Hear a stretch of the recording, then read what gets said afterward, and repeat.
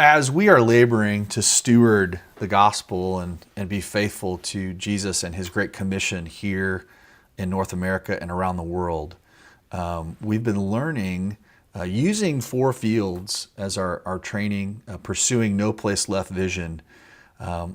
Looking back, we're seeing that a process by which we are able to utilize training to gather faithful laborers together in teams, and we're seeing that multiply in cities. And then once the work becomes healthy enough, we're noticing that God is raising up and mobilizing missionary families and couples and individuals out of cities, out of churches, to the places where the gospel has not been reached. And we're excited to be able to steward that here in the U.S. and North America, as well as with our partners that are laboring overseas.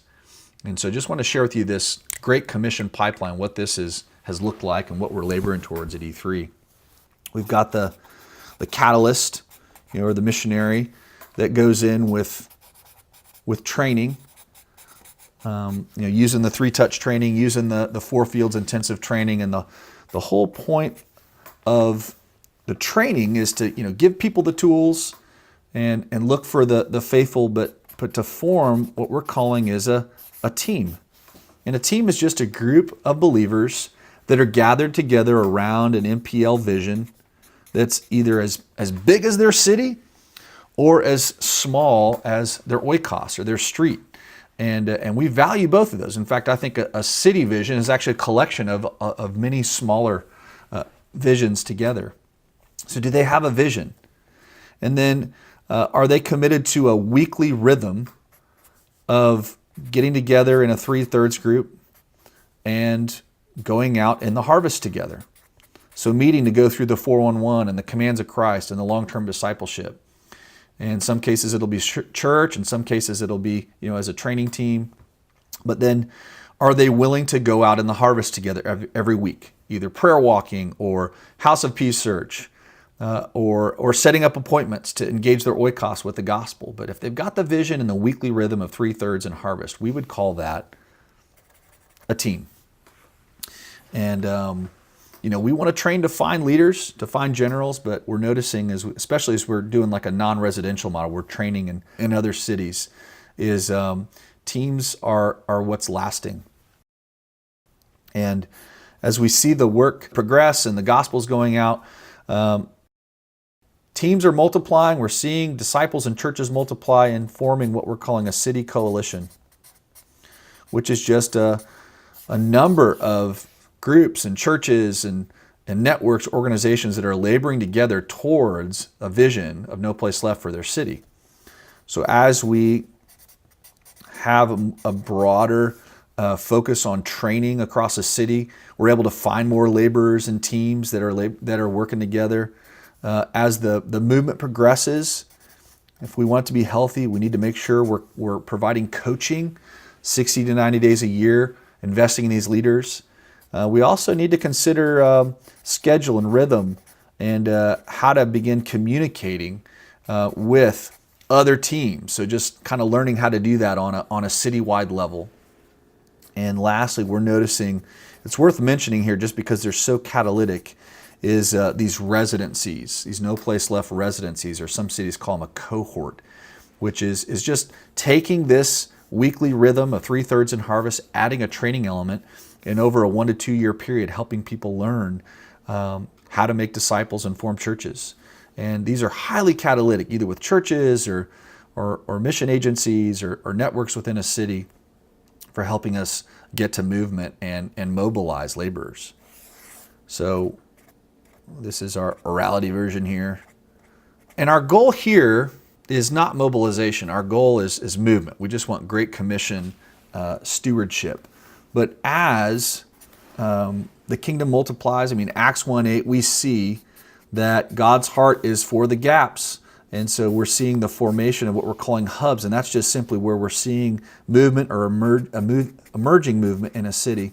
Once we begin to see teams being sent, we'd say, okay, this is a hub. They're set up to equip and prepare people to send them overseas, or if they're also set up to receive people that want to come into that city and learn how to labor and catalyze movements without it being super disruptive to the team or strategy. We'd call this a hub.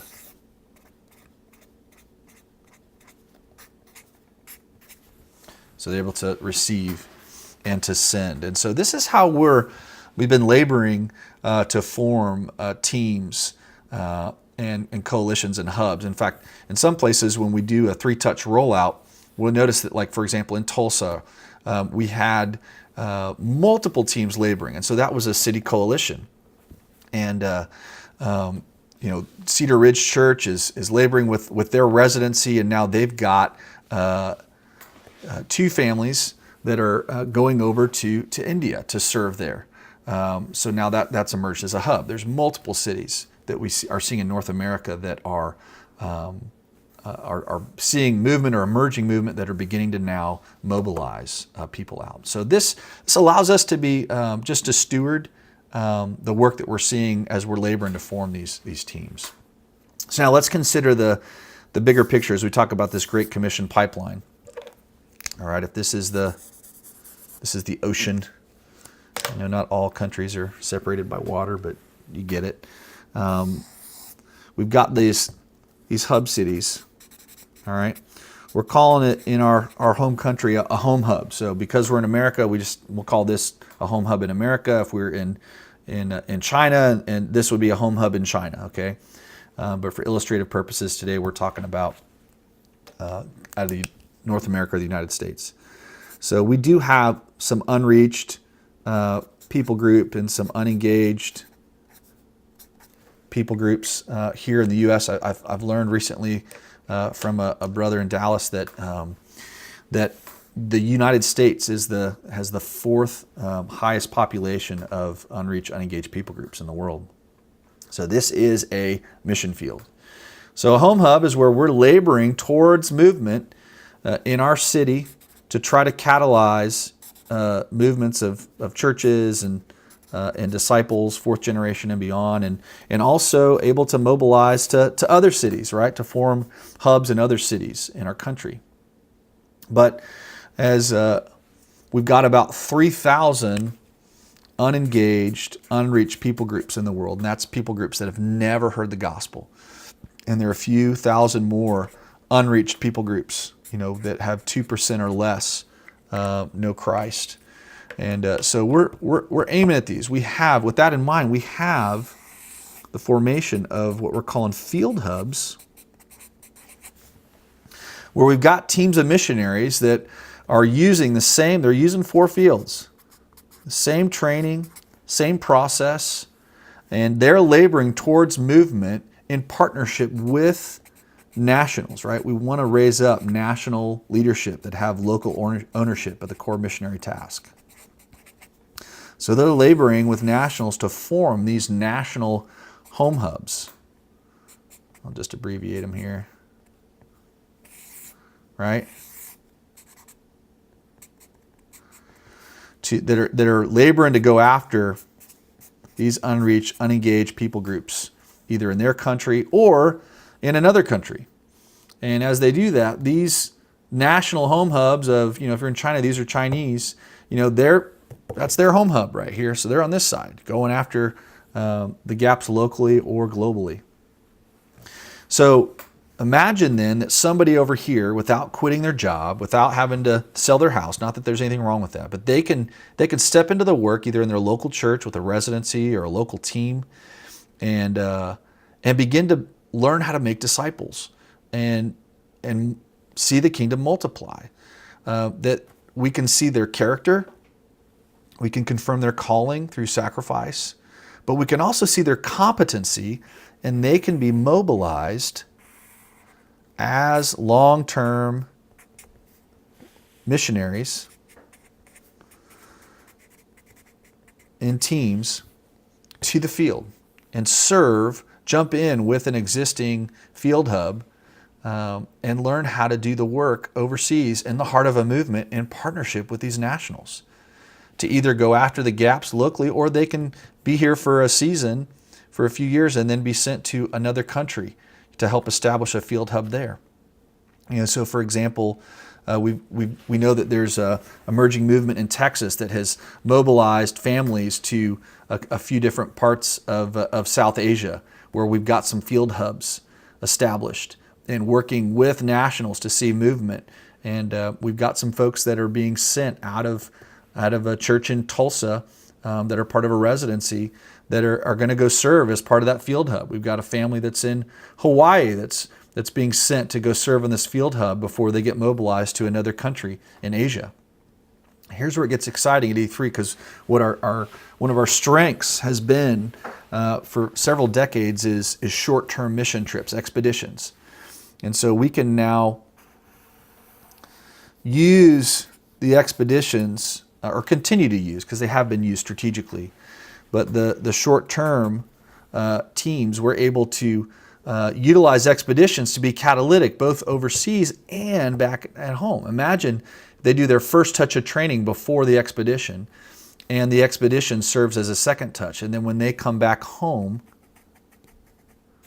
to their church, they lead a third touch for the ones who do. Not everybody will, but the ones who do. We're able to steward expeditions to not only advance the gospel, provide training, provide coaching, provide pastoral training. We have different types of trips we can do, but we can use them to also help establish teams and coalitions back here. So where folks can go on expedition, come back, continue in the work, they feel called, boom, they can go over as long-term workers. Or they stay, they keep leading part of short-term teams and jump into the work here. Another exciting thing is a lot of times long-term missionaries go overseas, but then they come home and they don't have a place to jump in. Man, we want these long-term frontline missionaries to jump into the work back home. So, and what allows us to do this on both sides of the pond is, a common heart, but also a common training and process. Yeah, the tools might be contextualized and language, but we want to steward this Great Commission pipeline where we're seeing laborers coming out of the churches, out of the harvest, being equipped to go overseas and serve long-term and go after lostness together with nationals, so that we can engage the remaining people groups that we can see no place left.